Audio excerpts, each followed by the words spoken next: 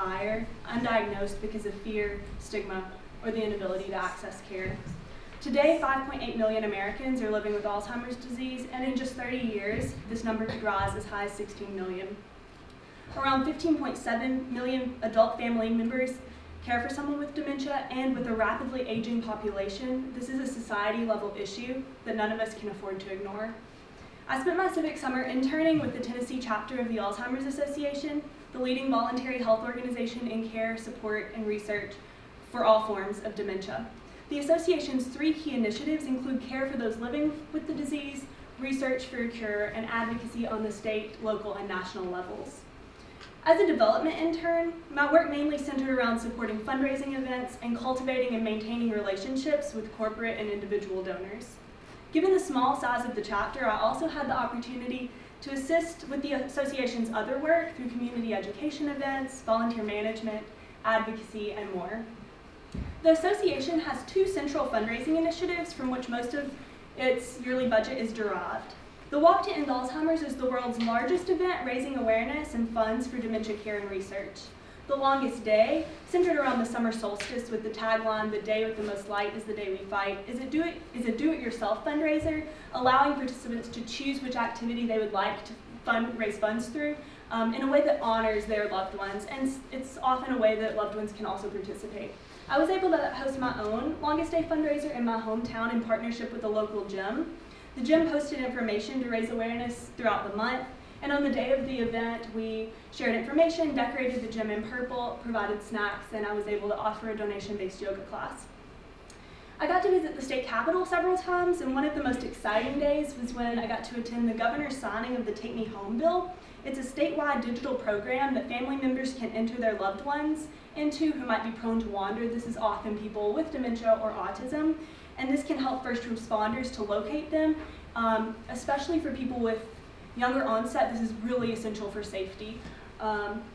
This is our team, and I learned so much from this team about nonprofit and development work, and I got to do a lot of different things, from giving a talk on warning signs at the local library to attending a region-wide development strategy meeting to discuss development. At the Walk to End Alzheimer's, each participant is given a flower depending on their connection to the disease. This white flower is a symbol of the first survivor who we believe is living today, and there's only one white flower at the walk. There's much cause for hope in this work, and there's so much promising research happening right now, even here at WashU. But with so many people currently affected by the disease, we can't afford to simply wait for a cure. Individuals with dementia often experience their worlds moment by moment. In my personal practice of yoga and meditation, I've found an avenue for cultivating presence, taking each moment as it comes. In the Western, sometimes appropriative and colonizing practice of yoga, of which I myself have often been a part, the ancient spiritual and physical disciplines that make up yoga are sometimes reduced to one part, that third one, asana, the physical practice. But as I'm thinking through how to teach this ancient practice to older adults and their caregivers, I'm really trying to think through how to incorporate these yogic principles.